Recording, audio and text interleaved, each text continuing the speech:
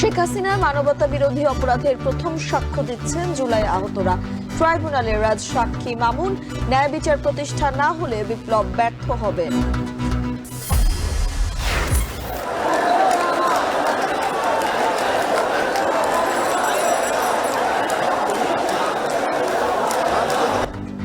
অভ্যুত্থান স্মরণে শাহবাগে ছাত্রদলের সমাবেশে নেতাকর্মীর ঢল। বিকেলে শহীদ মিনারে নতুন বাংলাদেশের ইশতেহার ঘোষণা করবে এনসিপি। বিমানের শব্দে এখনো আতঙ্কিত মাইলস্টোনের শিক্ষার্থীরা। দুর্ঘটনার 12 দিন পর খুলছে স্কুল, মঙ্গলবার থেকে ক্লাস। স্মরণ সভায় অভিভাবক শিক্ষার্থীরা। যশোরে বিএনপি নেতা ও সাংবাদিকদের বিরুদ্ধে নির্যাতনের অভিযোগের পর নিরাপত্তার শঙ্কায় ব্যবসায়ী। নাটোর চিনিকলে অস্ত্রের মুখে 90 লাখ টাকার মালামাল লুট।